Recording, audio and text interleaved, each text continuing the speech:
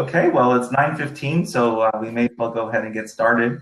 And good morning, everyone. I'm Dr. Rob McKenna, the Acting Deputy Regional Administrator in the Region 3 Office of the Health Resources and Services Administration of the United States Department of Health and Human Services.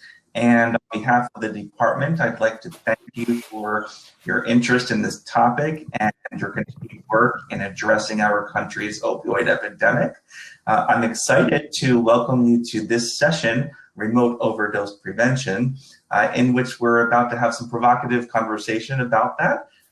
Our session will entail presentations followed by discussion. So please go ahead and post and upvote your questions and comments as you'd like.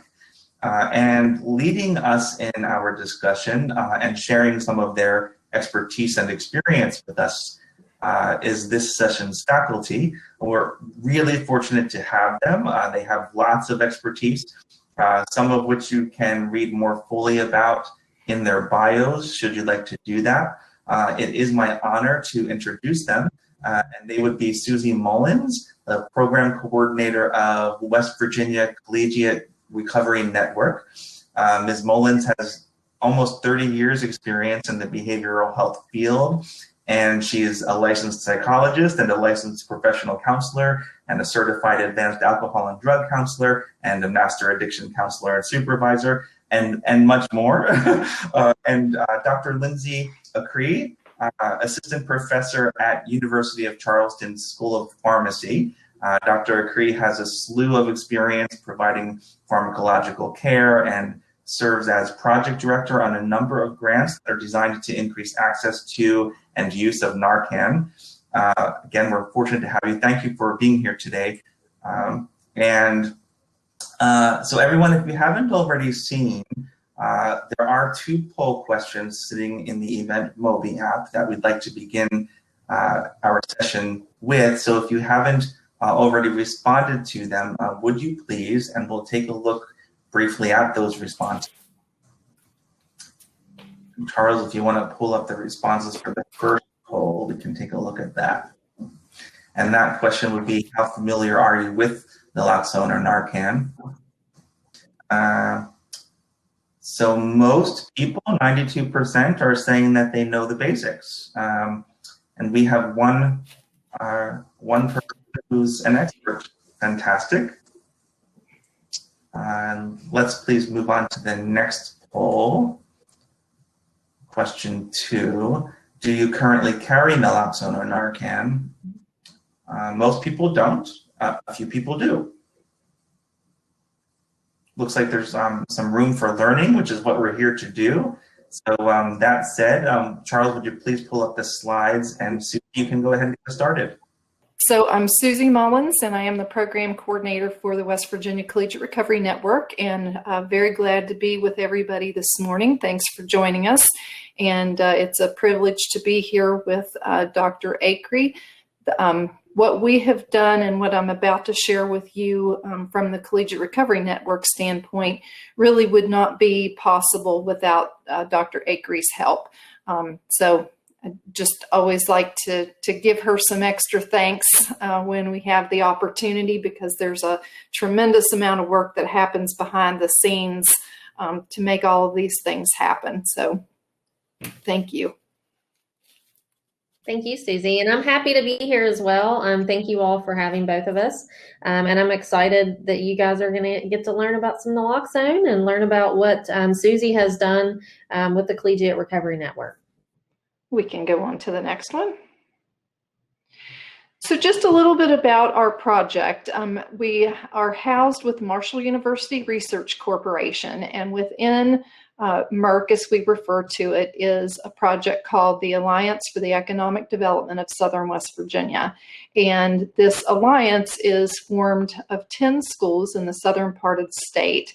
And the presidents came together, created this alliance, and worked together to advance a number of initiatives. And so within those initiatives, there are 4 project areas: entrepreneurship, tourism, workforce, and addiction recovery and reentry. We also host a Small Communities Big Solutions Conference. Since COVID has hit, we are hosting a series called 40 Top, and it covers topics, a wide array of topics among these 4 working group areas. We've started some presentations and conversations about addressing the barriers to higher education, doing some additional focus on reentry efforts. So that's referring to individuals who have been incarcerated and are reentering society, so to speak. So we've done a lot, as much as we can during COVID. But one of the things that we're most excited about, of course, is the Collegiate Recovery Network. And within that, our Naloxone training and distribution efforts. And today is our 1-year anniversary of when we transitioned to doing everything remotely. So we'll talk more about that. Next slide, please. So I thought it would be good to start out with a definition of recovery. I'm not sure how familiar folks are with recovery, because it's very different than active addiction, which I think everybody is familiar with the signs, the symptoms, the systemic impact, the cost. We hear a lot about addiction. We hear a lot about the problem. We don't hear as much about the solution and what happens to people and what people are like when they get into recovery. So this is the definition from SAMHSA, that recovery is a process of change through which individuals improve their health and wellness, live a self-directed life, and strive to reach their full potential. And this really covers 4 main categories or dimensions of recovery and recovery support, which are health, home, purpose, and community. Next slide, please. So the next question is, what is collegiate recovery? And we should have included a poll question about this to see how many people had ever heard of collegiate recovery before today. I don't know if folks would be interested in putting information in the chat if you have heard of collegiate recovery before today, and if so, what school or how you came into that information, because it's a relatively still kind of a rare offering of many colleges and universities. So there are approximately 4,000 colleges and universities across the country, and less than about 4% have collegiate recovery programs or collegiate recovery communities. And collegiate recovery programs and communities are there and sponsored by the college or university to provide a supportive environment within the campus culture that reinforces a decision to engage in a lifestyle of recovery from substance use. An expansion upon that is many programs include other behavioral health issues. So it could be depression, anxiety, recovery from trauma, eating disordered and disordered eating. So it's not just limited to drugs and alcohol. When collegiate recovery started back in the late 70s, that was more the case. It was more of an abstinence-based approach, and really specifically limited around individuals who were in recovery from alcohol or drug use. So we have seen a lot of growth and a lot of expansion around inclusivity. So that is a great thing to see, and to be able to include many more students in having recovery support on campus. And it's designed to really provide an educational integrated opportunity alongside recovery support. And I always finish my slideshows and presentations with a quote from a friend and mentor, and she's known for saying that someone shouldn't have to choose between recovery and education. And that's really the essence of what collegiate recovery programs offer, is really a community, a safe place for students to have and to grow and have an authentic college experience with like-minded peers. Next slide. So why bring recovery to campus? Higher education is a uniquely abstinence hostile environment for abstinence-based recovery, and probably even for people that are trying to moderate their use or examine their relationship with substances or other behavioral addictions. And what that means is that the culture really promotes the use of substances. It glorifies that in some in some instances almost, really encourages and requires it.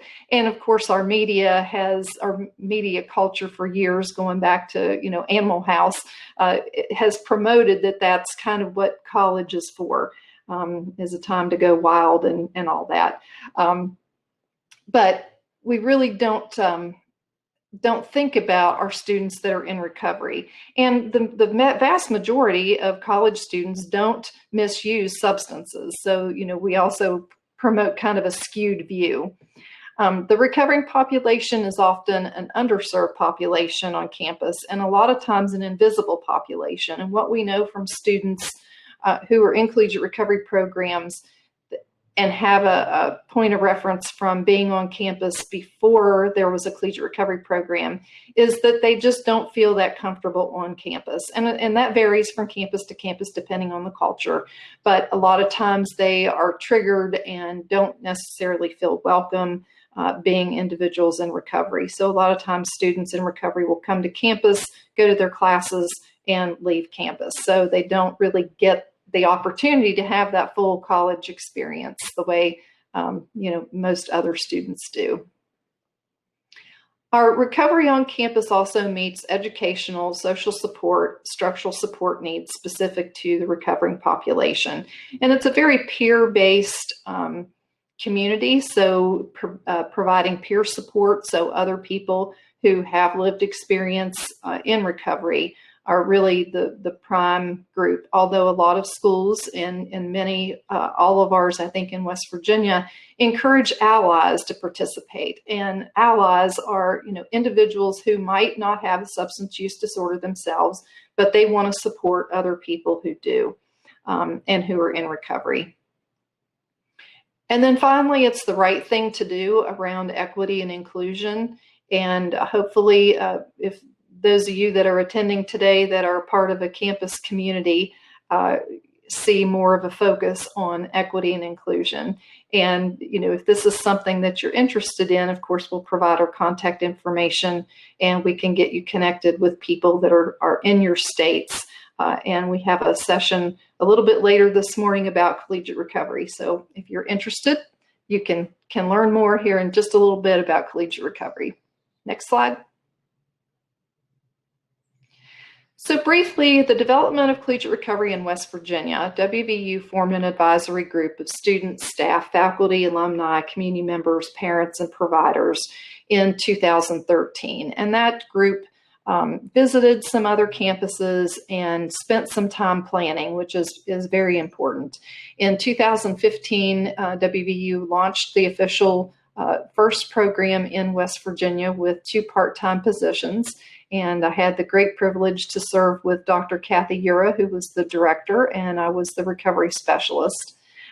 We were given a space on campus, which is one of the top recommendations for successful collegiate recovery programs, is having a dedicated space and dedicated staff. We got that in 2016, and it is an absolutely beautiful space. Anyone who might be an alumni or just wants to know more, you can see some photos on their website. In 2018, state funds were provided through the West Virginia legislature via the West Virginia Office of Drug Control Policy. And 5 schools received $20,000 grants, either as startup or to add additional support to their current programs. In 2019, the state opioid response funds funded our program, which originally was known as the Southern West Virginia Collegiate Recovery Network. And we have dropped the Southern part because our ultimate goal is to really grow these programs across the state. So we provide technical assistance, training, educational opportunities for any school or group of people in West Virginia that are interested in this. In 2020 and 2021, these Office of Drug Control Policy funds were continued and actually doubled.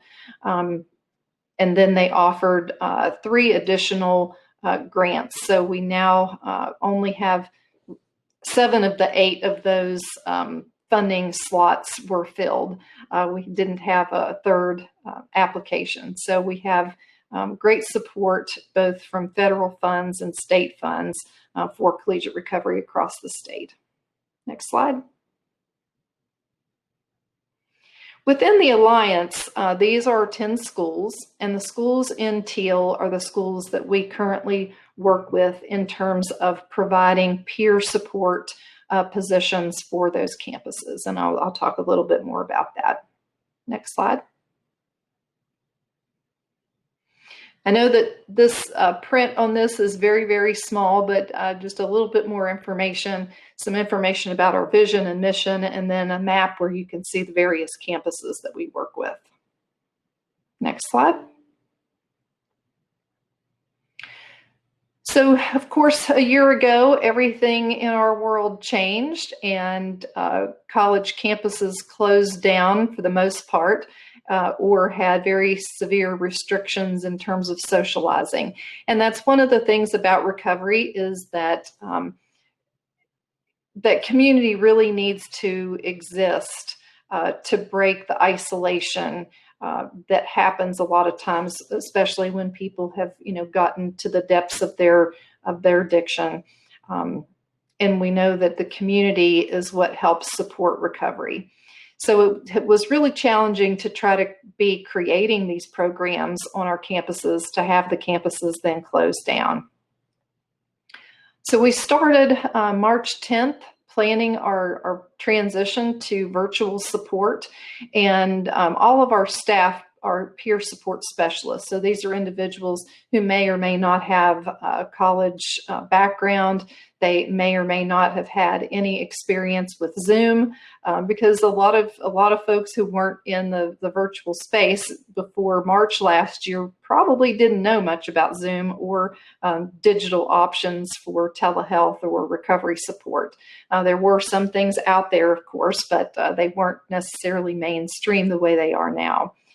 Our planning was, it was fortunate because it coincided with many spring breaks, which gave us additional time to provide training and technology deployment. So I was fortunate to already have some experience in telehealth for a number of years, and we were able to quickly get our staff trained in telehealth best practices, secure technology, and to obtain access to the platforms that we've been using. We had multiple trainings for our peer support specialists, and 20 days later, March 30th, we kicked off our virtual support efforts. We also around that same time saw a spike in overdoses, particularly in one county. There were overdoses all over the place, but in our service area, one county in particular, in a very short number of hours, had a tremendous overdose spike. And so we saw that as an opportunity to provide some additional training to see how we could reach people virtually, to provide them with education and access to naloxone. Next slide.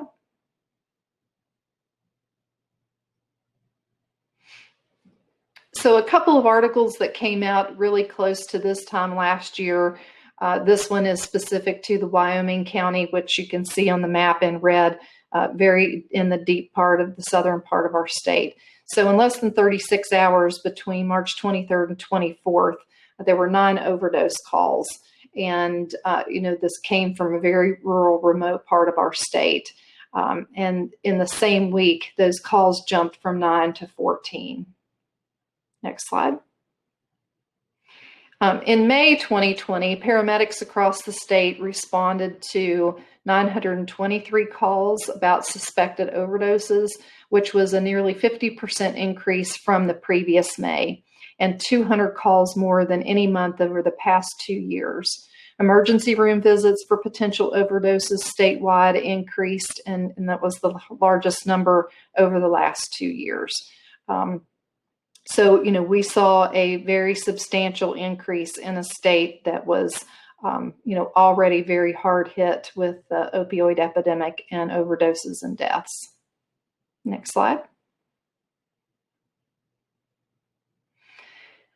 This came out in December of 2020 through the Ohio Valley Resource. According to the latest data from the CDC, more than 81 1,000 people died due to drug overdoses in the months May of 2019 to May 2020.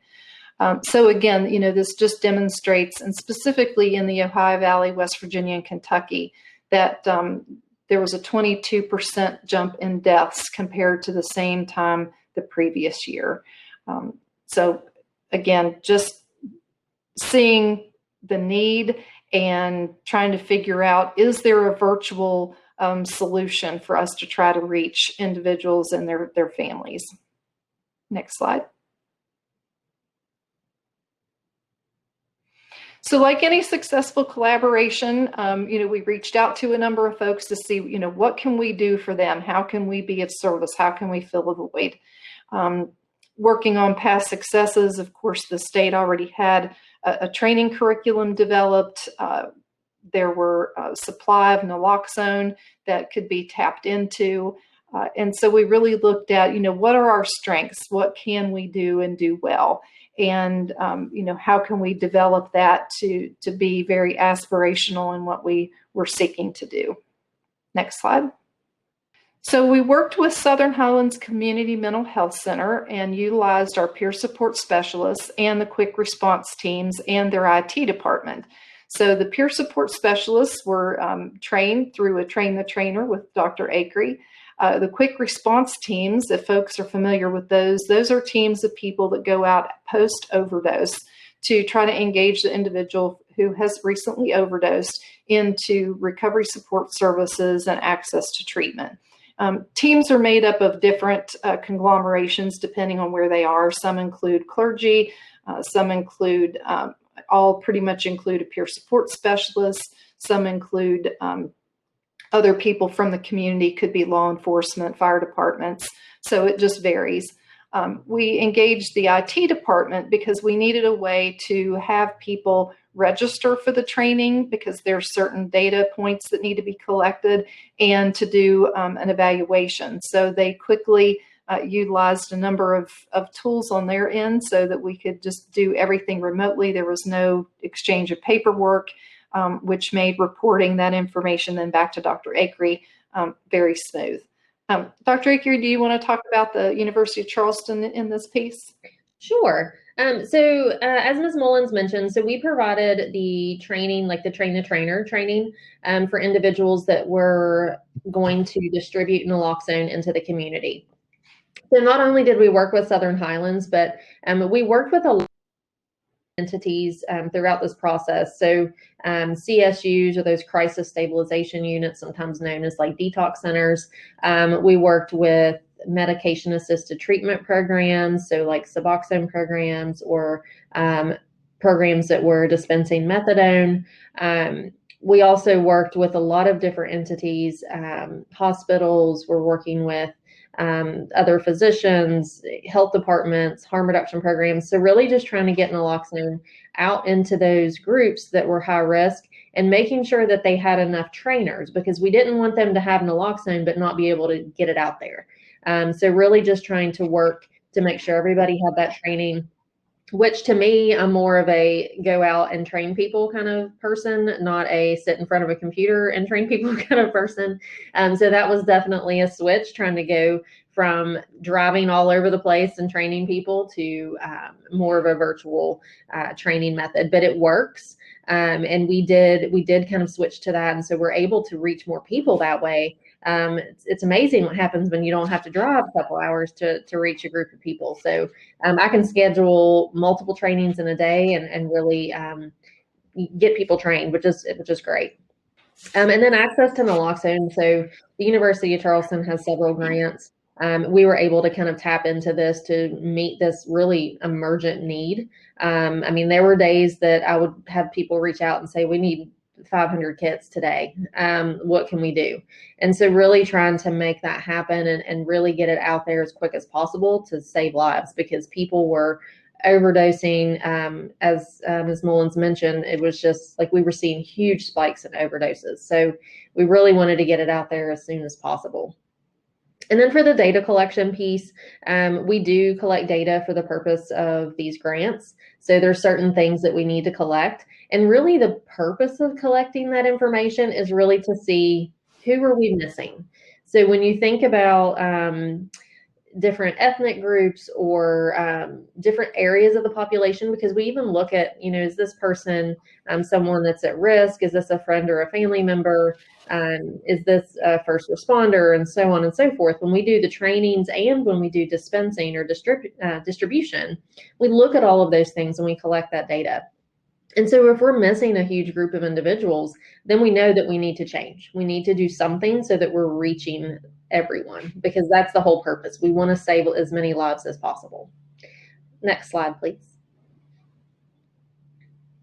And so I did just want to touch on our data. So from March of 2020 to February of 2021, so really looking at the most recent data that we have, we had 16,000 kits, which is about 32,000 doses, go out into the state of West Virginia. For training individuals to be trainers, we've trained 238 just in that time period. And trained for administration, we trained 1,283. And that's not just University of Charleston, that's partnering with groups like Collegiate Recovery, that's partnering with all of these different entities that are going out and providing that community training. We've done Naloxone days in the state. And so going out and reaching individuals outside of our normal loop of people. I mean, just going out and saying, hey, we have a whole day where you can access Naloxone. You just have to come to one of these locations. And really looking at this information, so that 1,283, that really doesn't count all of the other groups as well. So that really kind of counts what we are able to obtain here at UC, that data, but there's a lot of data out there, in other counties that we don't see who's getting trained. We just see the end result as to how many kits are going out. So if you think about 16,000 kits going out, that's really and truly 16,000 people getting trained and know how to use Naloxone, which is amazing. The other thing that I'd like to mention is a Naloxone app that University of Charleston has in the works. It's called Naloximity. And the purpose of the app is really kind of to provide like a virtual platform for trainings. So we do have a training program that we use, which you'll see here soon. It's created by the Office of EMS, so the West Virginia Office of EMS, in collaboration with the West Virginia Office of Drug Control Policy. And so that was kind of this committee of individuals that sat down, mostly pharmacists, but also individuals with the Office of Drug Control Policy, with other areas of the Department of Health and Human Resources, Bureau for Behavioral Health, Public Health. So we all kind of sat and collaborated on, how we want to create these slides to make them more user-friendly and be able to communicate the most important information about Naloxone. And so we have that training program kind of already in place, but again, it makes it difficult to get out and provide that information. So this app will actually provide that platform so that we can reach more people. So if they download the app, they would be able to access training anytime. They would also be able to access live training. So we would hold live trainings throughout the week so that they're able to attend a live training if they want to, or if they want to ask questions and things like that. This will also help us get more real-time data. So right now we collect forms from all of the entities that distribute Naloxone. So this will help us get that real-time data. It'll be all electronic, make it just a little bit easier for us. Potential uses, there's a lot of great things that we can do with this. The most exciting thing would be the potential to be able to mail Naloxone. So a lot of states are doing that as well, where they're mailing Naloxone out after somebody has had that training. And so my hope and dream is that that's kind of where we end up with this app, to be able to reach more individuals. Next slide, please. And Dr. Akery, I do have some updated numbers from our side. As of today, we have trained, collectively, our peer support specialists have trained 734 individuals in Naloxone training, and we have distributed 520 kits. Amazing. So, our peer specialists have really, this has been one of our hallmark efforts, given all the challenges we've had in reaching students. And our peer specialists are employed by behavioral health centers, which gives us some flexibility for them to be doing more work in the community. So you'll see on the slide here that we have over 300 with naloxone, but as of this morning, the count is 734 people trained and 520 kits.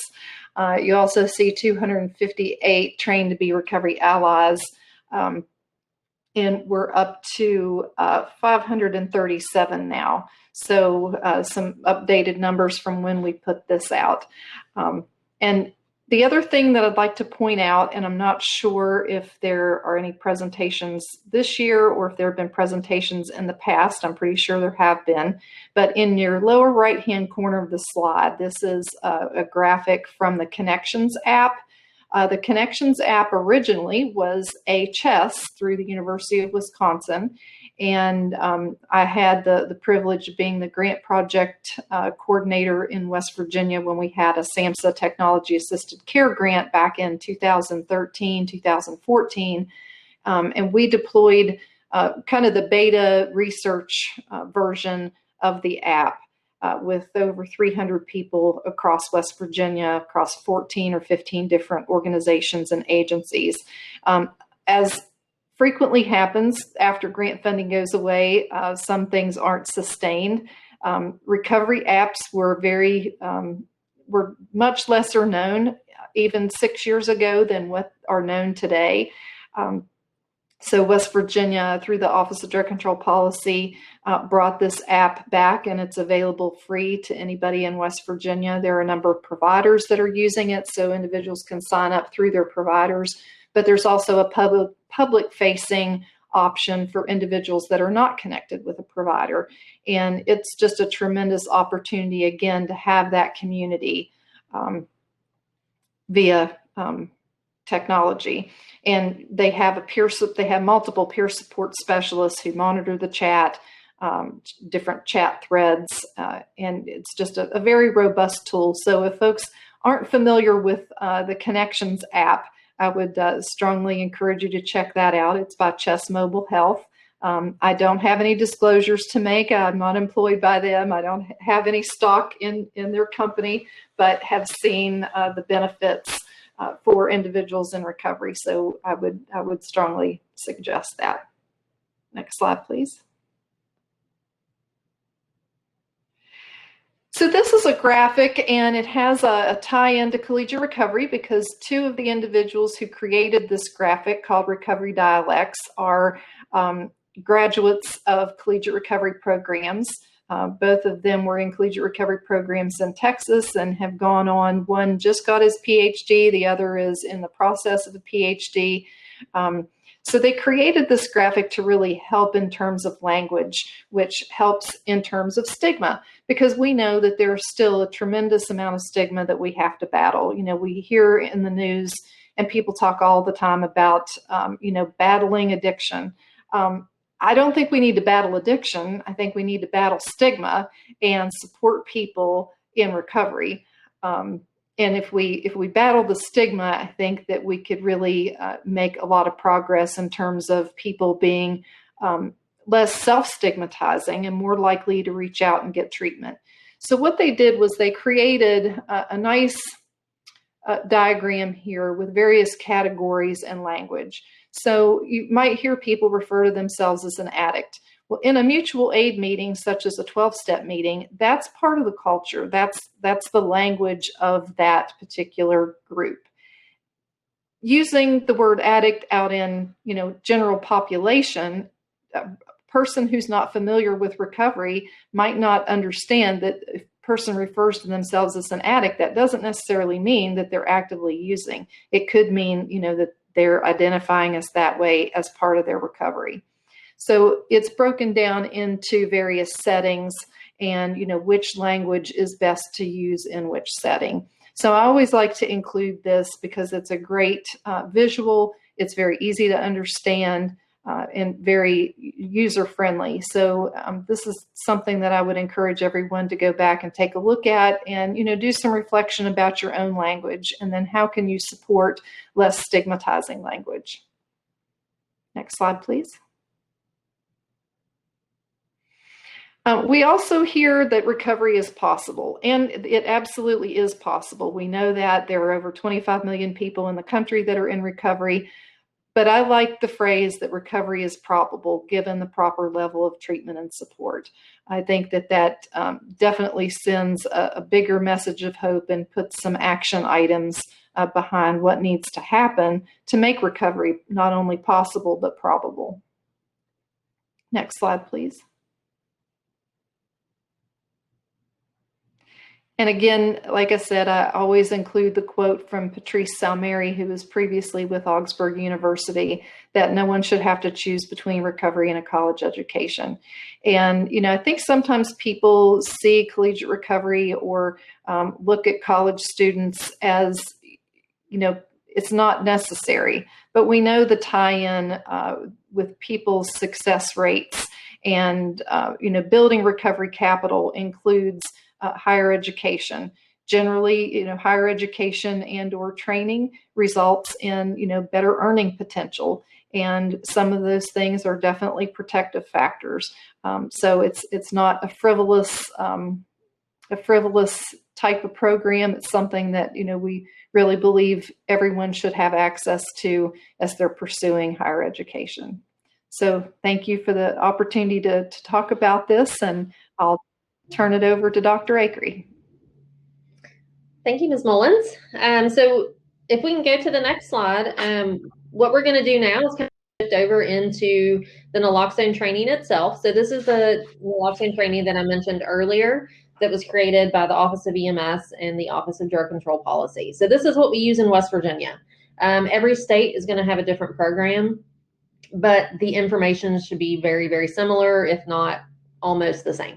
So really the intent of these training programs is to make sure that individuals understand how to recognize an overdose, how to use different products, and essentially, what the laws are that protect them and things like that. So they feel more comfortable administering naloxone if they were to need to. I'm going to have you skip over the next slide and just go to the one after that, please. Thank you. So when we do this training, we want to make sure that individuals that are receiving this training really feel appreciated that they're doing what they're doing, because most of the times what we see individuals at risk that are getting naloxone. We see friends and family members of those that are at risk getting naloxone. And so the important thing to note is that typically you are not administering naloxone to yourself, because you are going to be probably unconscious and not responding, not breathing. So you can't administer naloxone to yourself. So when individuals are coming in for training, they're typically getting it either to have on them so that someone else could use it if they needed it. But then also, most of the times what we see is that they use it on somebody else. So they're using it on a friend or a family member. And whether that person is also at risk, I can't tell you the number of times I've had individuals that themselves are at risk tell me that they've used their naloxone, but it was used on somebody else. It was used on a friend or a neighbor or a random stranger that they happened to come across that had overdosed. And so it's important to note that we want them to be, we want them to feel appreciated for having naloxone and being able to save lives, because that's really the best step and the first step into to saving people once they have overdosed. And so it's also important to make sure that individuals know where to get naloxone to get more. So when we provide it through trainings, whether it's mail order, kind of like, Ms. Mullins was talking about, providing the training and then mailing it out to them, or if it is them coming in to do a training and us providing it on site, either way, if they use it or if it expires, we want to make sure that they know where to get it. So in West Virginia, the laws have changed pretty significantly to allow greater access to naloxone. So we have, most of our health departments have access to naloxone. We're starting to see it in more programs, like our medication-assisted programs, our, like I said, our CSUs or our detox centers. We're trying to get it into places where individuals may need it. We're also trying to start a program with our jails, so that individuals that are at risk when they leave the jail, that they're provided training and naloxone as well. But the other thing is just making sure that individuals are able to get it again. So in West Virginia, individuals can reach out to their health departments or they can go into any pharmacy and access it. We also allow community organizations to distribute naloxone. So oftentimes there's going to be a training somewhere where they can attend and get free naloxone, which is great. But in the state of West Virginia, in a pharmacy, individuals can access it using their insurance without a prescription. It's not a problem. They can also get a prescription if they would prefer.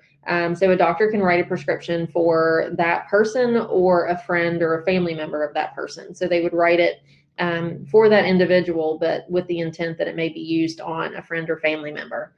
So we have pretty good laws here in West Virginia that allow access, but looking at all the other states of individuals that may be actually on this training, we have several different states that I've looked at to see what that access might look like in those other states. And to be honest, it's very, very similar. So, if you're not sure where to get it, local pharmacies are great.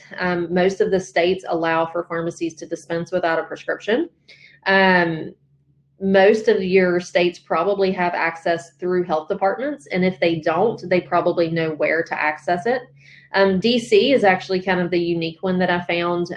They have an actual, like a texting thing where you can text Live Long DC to 888-111.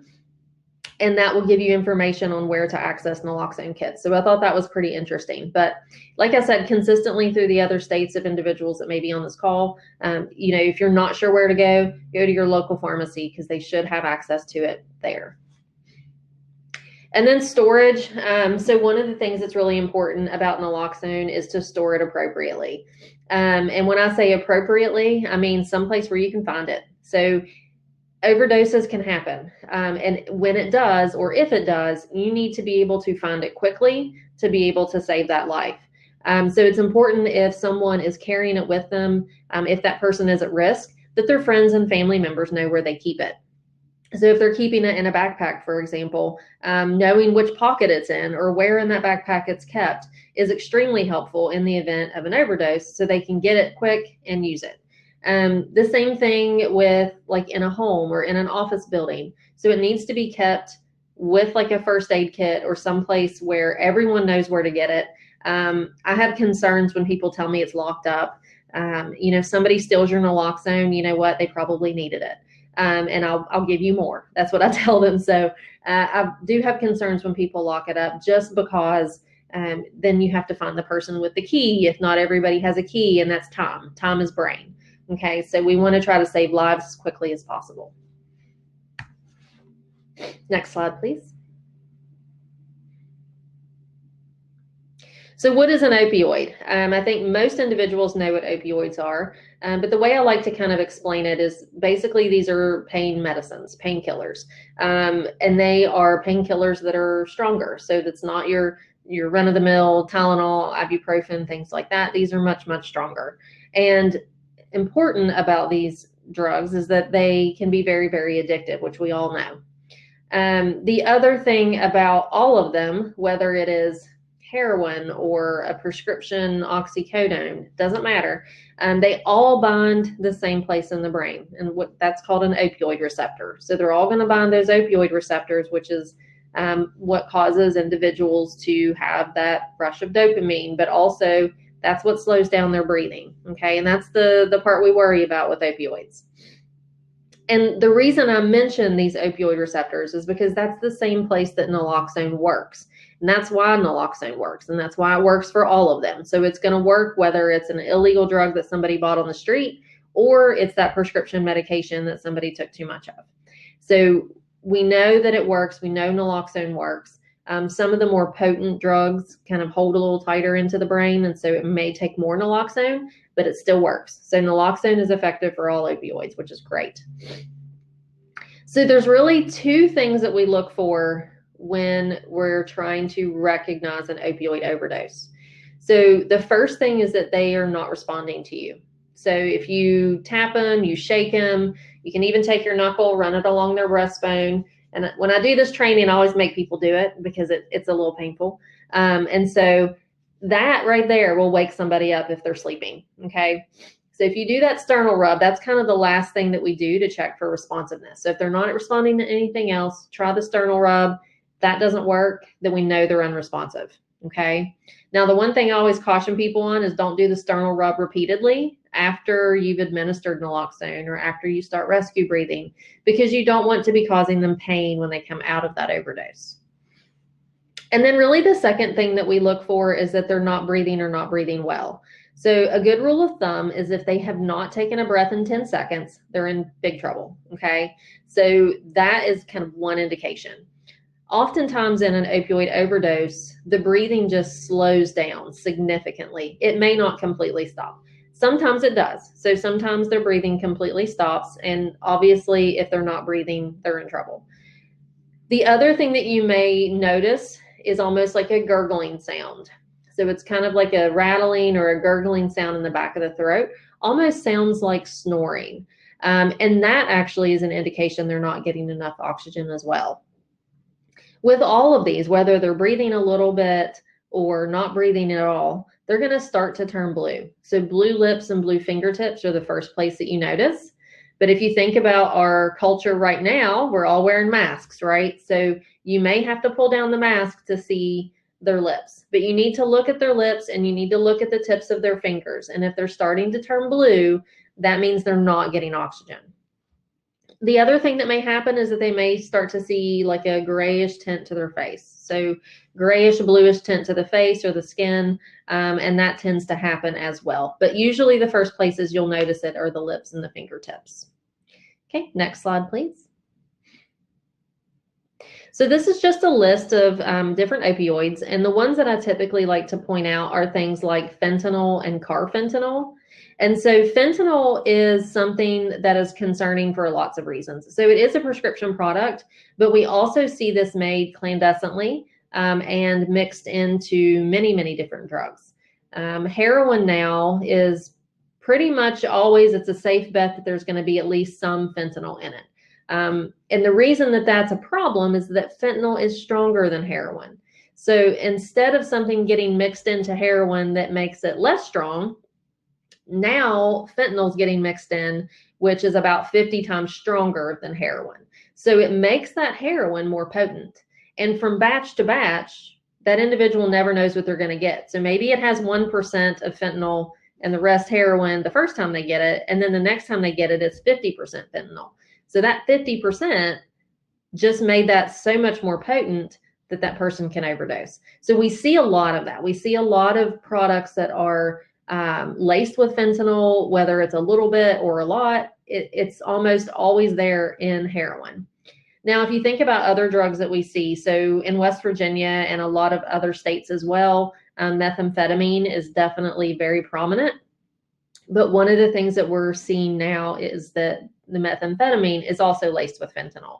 We're also seeing cocaine laced with fentanyl. We're seeing marijuana laced with fentanyl. And the problem comes is when you're trying to figure out what that person took and trying to figure out how to respond. And I say that when in doubt, you give naloxone, okay? Naloxone is something that has very little action if they do not have an opioid in their body. And we'll talk about side effects in a few minutes, but it's a very, very safe drug. And if you give it to somebody that didn't overdose on an opioid and you're wrong, it just doesn't do anything for them. It doesn't hurt them, but it just may not help. And so, and I think that's really important conversation to have, especially with fentanyl kind of being mixed into everything, because even though you may think that person used marijuana, if it was laced with fentanyl and they're not breathing and they're not responding, try naloxone and see if that helps, okay? The other thing that I like to mention on here, like I said, is carfentanil. So carfentanil is very similar to fentanyl, but it's 100 times stronger than fentanyl. So I kind of, said how potent fentanyl is, but carfentanil is so much more potent. And I think we're starting to see that a little bit more here in West Virginia. We've had reports of it here in Kanawha County, but I've also been hearing reports in other counties about bad batches. And so I'm starting to wonder if this is getting mixed into some of these other batches in other counties, or do we have something new? Just not really sure at this point, but we are hearing about a significant number of overdoses in other counties that are all happening kind of all at once. So when a bad batch comes into town, a lot of people are using it. and people end up overdosing. Next slide, please. So how does naloxone work? So I kind of touched on those opioid receptors when I talked about what an opioid is. But if you think about the brain kind of like a parking lot, and you think about those opioid receptors being those parking spaces, in an overdose situation, all those parking spaces are full. Okay, so the brain is kind of overloaded, and that's when we see that breathing either slow down or stop. Okay, so the idea is we want to get that drug off the brain, right? So when you give naloxone, it basically kicks that drug off of the brain and blocks it. So if you think about it being like that parking lot, it knocks all the cars out of the parking lot and it blocks the gate. What that does to the person is it kicks the drug off the brain and allows them to breathe again. But that also puts them into withdrawal, like immediate withdrawal. So when people come out of overdoses, they tend to feel pretty terrible, okay? Because you just took away all of that drug all at once. And so now they're in immediate withdrawal. So they're going to feel very, very sick. They may be upset. They may be angry. And so, we have to protect them, but we also, when responding to an overdose, you also have to protect yourself as well. But the thing about naloxone to note is that it doesn't last forever. So even though we've knocked the drug off the brain and we've blocked it from getting back to the brain, that only lasts for about 30 minutes to 2 hours. So after that time period, those gates open up and whatever drug they've overdosed on is still in the body and it can come back. So it can get back to the brain and it can cause that person to stop breathing again, even if they haven't used any more drug, okay? So that's one of the really important reasons that we encourage and insist that people call 911 is because we want to make sure that that person is offered continued support, okay? So we want ideally to get them transported to the hospital for care. Once we get them to the hospital, we also have other programs in place where we can connect them with peer recovery individuals to be able to help them possibly get into recovery if that's something they're interested in. So there's a lot of reasons that it would be beneficial to transport someone to a hospital. The other thing that I wanted to mention to you is that the purpose of naloxone is not to wake them up and put them into withdrawal. Like, we're not trying to make them feel sick. What we're trying to do is get them to breathe, okay? So if you have given naloxone and that person starts to breathe on their own, naloxone worked. Don't keep giving it trying to wake them up, okay? So we really just want to get them breathing again, get them stable, and that's really the intent of giving naloxone. Next slide, please. One of the other things that I used to hear all the time, and I know Poison Control had heard the same kind of stories, individuals that maybe either don't have naloxone or they weren't really sure what to do in an overdose situation, would sometimes pour ice water on someone or put them in like a water bath or an ice bath. And that actually causes more harm than good. So we want to discourage individuals from doing that. As I mentioned, we should always encourage individuals to call 911, but what we know is that a lot of times people don't. And so we have to be able to protect individuals either way. So making sure that when we provide education that we are explaining that naloxone wears off and someone needs to be with them. So whether that means they get transported or not, or even if they refuse transport, we want to make sure that someone stays with that individual. Otherwise, that person can stop breathing again. One of the other reasons that we call 911 is to make sure that someone else is on their way with more naloxone. Sometimes it takes more than 1 or 2 doses to bring someone out of it. So we need to make sure that EMS is on their way or law enforcement's on their way with more naloxone in case what you have on hand is not enough. Next slide, please. To me, this is the most important slide. This actually doesn't go over product-specific information, but this tells you how to respond to an overdose. So if anybody that's on this call has ever, either had to do CPR or has been trained in CPR, the first 2 steps are the same, okay? So you want to get the person safely to the ground on their back and open that airway. If you can't get them safely to the ground, opening that airway can make a huge difference because sometimes people are breathing a little bit. So even if they're breathing every 15 seconds. That's not good, but they're still breathing. So opening that airway allows what oxygen they are breathing to get into their lungs. If they're hunched over, it makes it more complicated. So get them flat on the back if you can, open that airway, and call 911. Getting someone else to call 911 is perfectly fine. That way you can kind of focus your attention on that individual, but just make sure that those two things happen right away. Once you have called 911 and you've gotten them down to the ground, open that airway, the next thing to do is administer naloxone. So I'm really going to focus on 2 different versions today. I will touch on a third, but I'm really going to put my focus and effort into the 2 versions of naloxone that we use the most commonly in West Virginia. But if you're using a nasal spray, you need to make sure that their head is tilted back. So if they are in this position, that's perfect. If it's somebody that you can't get flat on the ground, making sure their head is tilted back before you administer naloxone when it's nasal is very important. So once you've administered your first dose of naloxone, then you can start rescue breathing if you know how and you feel comfortable. Typically, we provide little CPR shields with our naloxone. Not every place does that, but we do encourage individuals to get one if they don't have access to one. You can usually get them pretty cheap online, less than $1. But it is something important to carry with your naloxone to protect yourself if you're doing rescue breathing.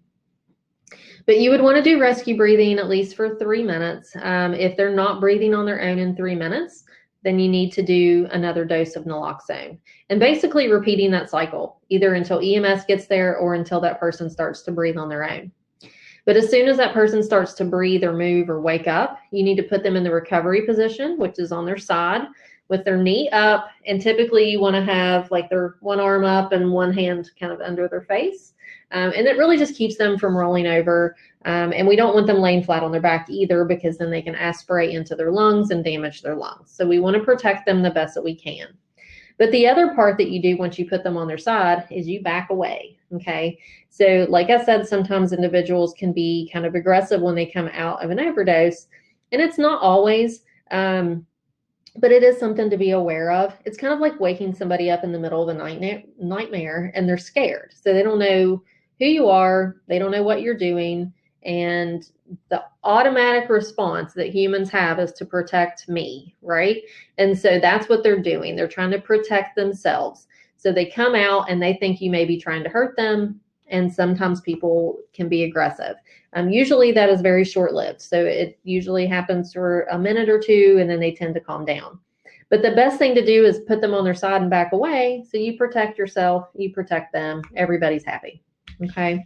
And then making sure that you stay with that person until EMS gets there. And again, if they refuse transport, or if EMS doesn't come, or if they don't call, making sure someone is staying with that individual for a longer period of time to make sure that they don't stop breathing again. Next slide, please.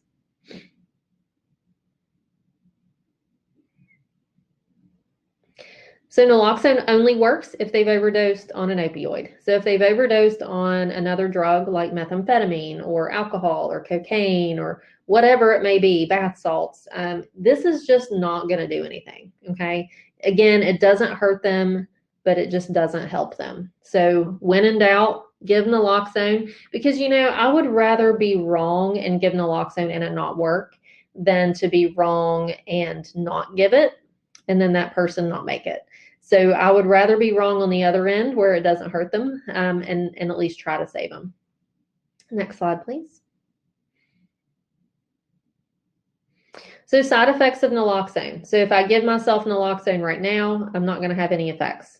If I'm giving it to someone else that has just overdosed, or someone that's physically dependent on an opioid, they're going to go into withdrawal.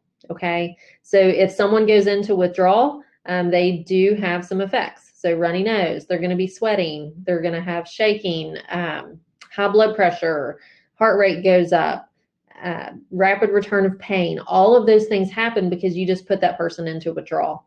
But the thing that I like to mention here is that in a one-time exposure, so let's say someone is exposed to something and they didn't realize it, or something's laced, or if a kid gets into something else, gets into their parents' pills or whatever it may be, A one-time exposure, they don't go through withdrawal because they're not physically dependent. They may still have that nausea and vomiting, but typically when they come out of it, they don't feel the same. So they don't feel like someone that is physically dependent because they're not going through withdrawal. Okay, so that's an important piece because I always get asked that question about children, and these products are safe in children. And that's one of the big reasons, because typically in smaller children, it's a one-time exposure, and we're just essentially knocking that drug off the brain to allow them to breathe again. Okay. Next slide, please. So it is important in West Virginia to call poison control and report these. So this is an anonymous reporting, but we do recommend that individuals call. And this really helps us kind of understand the big picture in West Virginia, how many overdoses we actually have, and how this community naloxone can save people. Next slide, please. So there's 3 different types of naloxone covered by this. I'm going to focus on the first one and the third one. So the Evzio auto injector and the Narcan nasal spray, which is a 4 milligram spray. This is typically the one that we use for the grants, but we do see a lot of the Evzio out there as well because they just actually went from brand to generic. And so a lot of their branded product is available for nonprofit organizations to be able to distribute to the community. So we are starting to see more of that out there as well. Next slide, please. All of these are approved in adults and children, and all of these can be carried in a purse, bag, or backpack in West Virginia. So some states have different laws when it comes to carrying naloxone, but in West Virginia, you are permitted to carry naloxone with or without a prescription. Next slide, please. Okay, so as I mentioned, this is Evzio, so this is an auto injector, and you can look at my camera. I do have a little demo device that I'm going to show, and you'll be able to hear it, but the Evzio product does talk to you. So not only the trainer talks to you, but each of the doses will talk to you as well. In the box, there's a trainer that looks like the one in my video, so it's white and black, and then the live ones are purple and blue. And so there's 2 of those, 2 of the purple and blue devices in the box. And each one of those devices is 1 dose. Okay, so once you use it, it's done. Okay, this does get injected into the thigh, the outer thigh, kind of on the upper end of the thigh, like above the seam. So if you think about where your seam is on your outer thigh, you go to the upper side of that. And it can go through the clothing as long as there's not multiple layers. So what I'm going to do is open it. I'm not going to put it on my thigh. I'm going to use my thumb to push it down. But the important thing is that once they put it on the individual's thigh and they push down, they'll hear a click and a hiss. And they need to keep that same pressure until it tells you that the injection is complete. So it waits for about 5 seconds. It will count down, and then it will say injection complete. So I'm going to go ahead and open it so you can hear it. This trainer contains no needle or drug. If you are ready to use, pull off red safety guard. To inject, place black end against outer thigh, then press firmly and hold in place for 5 seconds. 5, 4, 3, 2, 1.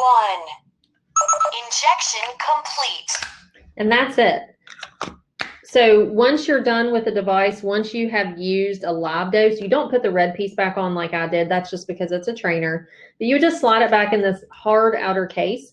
And then this can either be given to EMS or it can be disposed of in a sharps container. With all of the ones that we talk about today, and really with any naloxone, making sure that that individual is wearing gloves is important because you want to protect yourself. And this one does have a needle, so there may be blood involved. If you need to use multiple doses, you would alternate thighs or try to go at least an inch away from each injection. So that's just something, you know, sometimes you need more than 1 dose. Remember, we wait 3 minutes between, and then if they're not breathing, we give another dose. Okay, if you can skip over the next slide and go to the one after, please. So this is the product that I'm really not going to focus on just for the sake of time. I want to allow questions. But this is a 2 milligram nasal spray that is used by EMS. And if you'll skip to the next slide, I just wanted to kind of show this really quick.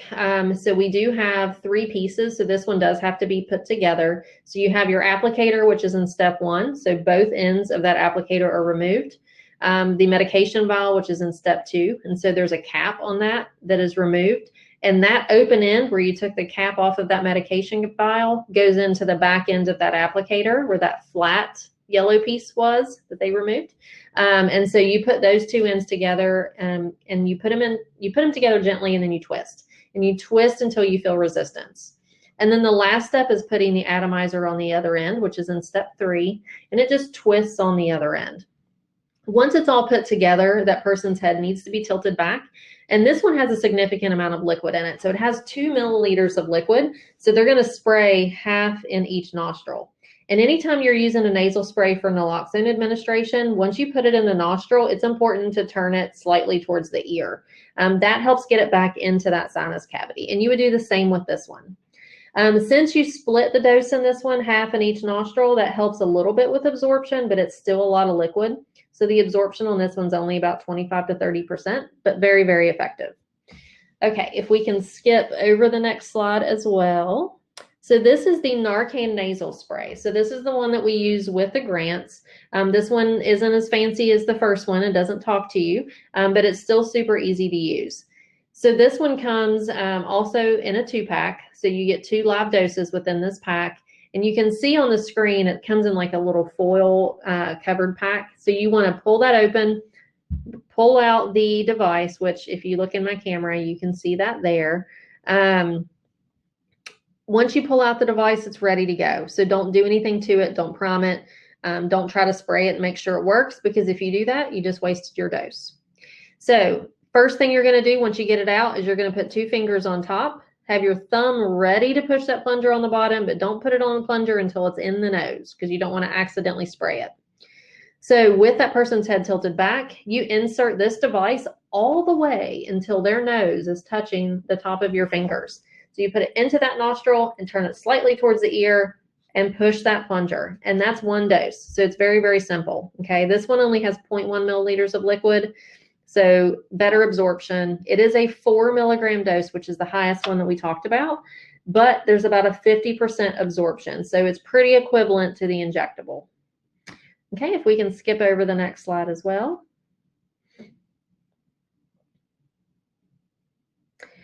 And then with these, as I mentioned earlier, the doses are basically the same in a child. You can use these in a child. The only difference is with that injectable, which is the one I showed first, you have to pinch the muscle if that child is less than a year old.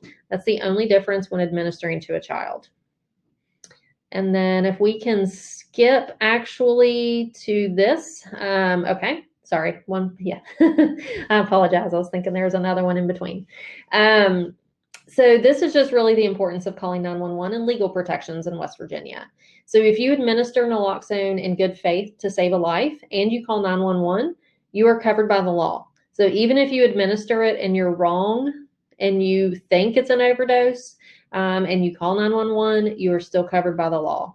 The only thing you wouldn't be covered for was if you didn't call 911 or if you withheld life-saving medication when you knew it was an overdose. So that could potentially make you liable. Those are the only 2 things. Otherwise, you're covered. And then if we can go ahead and skip to the very last slide that has our contact information, I want to make sure we have time for questions and all of that as well. Thank you so much.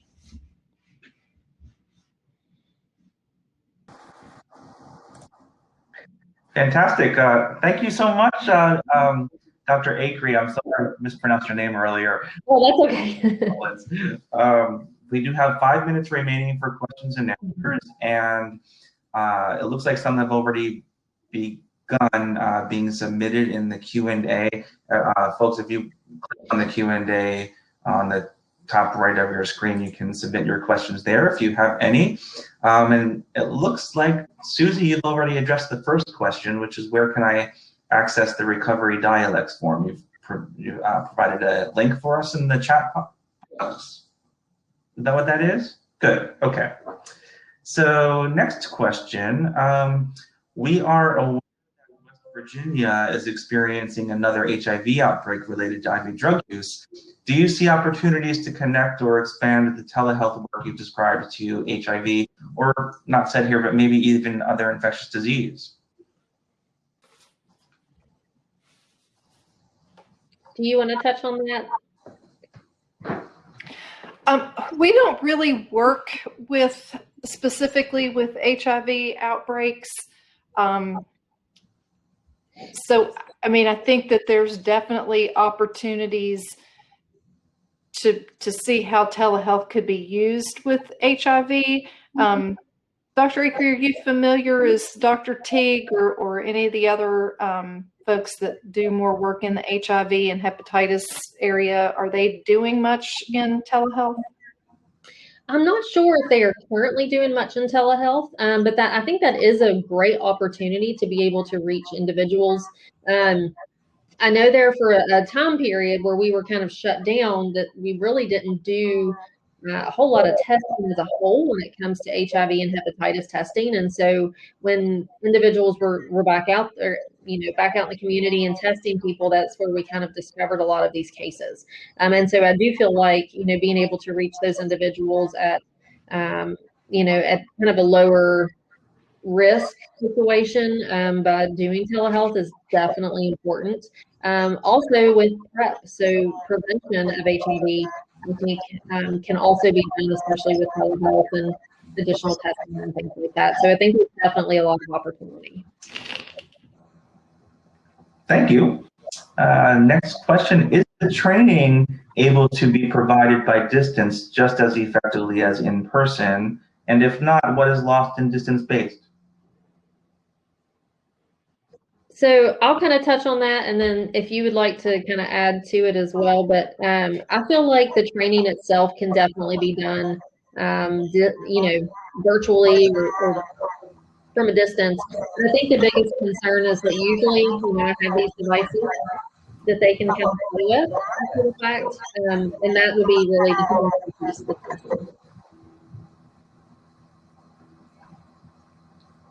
the We have not had any negative feedback around the virtual training.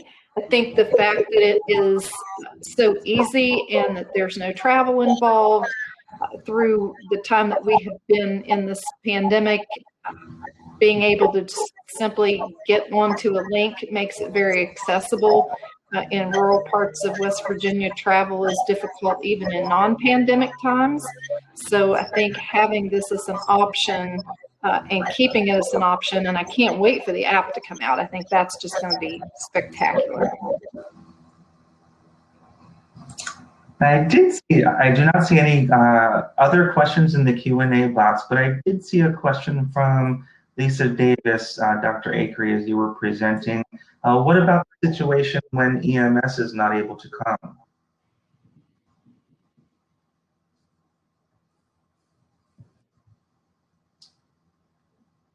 Myself because I felt like I was getting some feedback. So it does happen, unfortunately, and especially, where West Virginia is very rural.